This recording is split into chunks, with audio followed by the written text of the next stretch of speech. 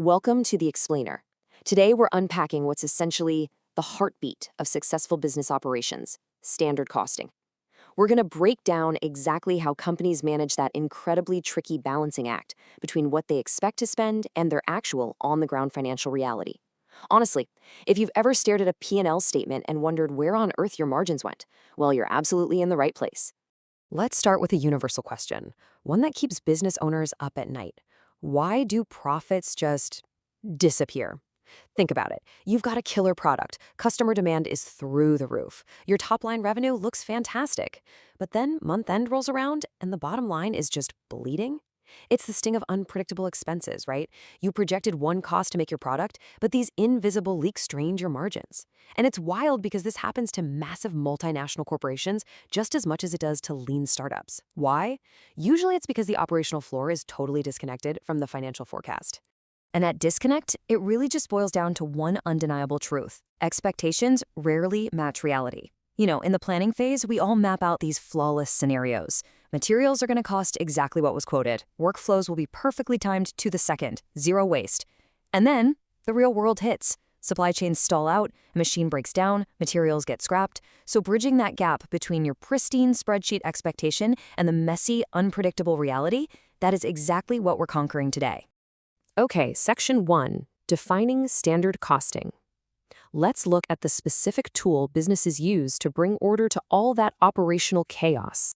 The best way to think about standard costing is to treat it like a recipe. It's your financial baseline for producing just one single unit of whatever you sell. So imagine you're running a commercial bakery. Your standard cost is the absolute idealized recipe to bake exactly one chocolate cake. You calculate the exact grams of flour, the specific number of eggs, the precise minutes of human labor, even the exact wattage of electricity for the oven. That total dollar value, that becomes your baseline. It's your financial North Star for what that cake should cost to produce under totally normal, highly efficient conditions. But here is where the clash happens. On one side, you've got the standard cost. That's our perfect, planned expectation where everything goes right. But on the flip side, you have the actual cost. This is the messy reality.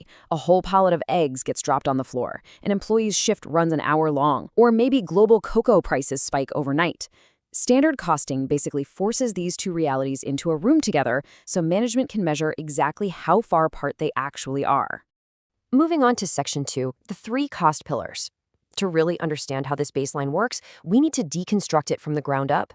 Every standard cost is propped up by 3 essential pillars. Number 1, direct materials. Number 2, direct labor. And number 3, manufacturing overhead. If we go back to our bakery for a second, the direct materials are the physical ingredients, your flour, sugar, cocoa. The direct labor is the hourly wage you're paying the baker whose hands are actually mixing the dough. And manufacturing overhead? That's the indirect stuff that keeps the lights on. It's the oven's electricity, the rent for the kitchen space, the depreciation of your giant stand mixers. When you mash those 3 elements together, boom, you get your total standard cost. Now, depending on your industry, these proportions are going to look vastly different. A software company is going to have massive labor costs, but almost zero direct materials, right? But a custom furniture builder, they're going to be heavily indexed on materials like raw timber. But regardless of what you're making, you absolutely have to account for all 3 perfectly to establish a solid baseline. All right, Section 3, Analyzing the Variances. So what actually happens when our expectations and our reality inevitably drift apart? Well, this is where we enter the world of variance analysis. Basically, this is the diagnostic process of calculating and investigating the difference between what we thought we'd spend and what we actually spent. Think of it like a financial detective story. When the numbers miss the mark, good management doesn't just shrug and pay a higher bill. No way.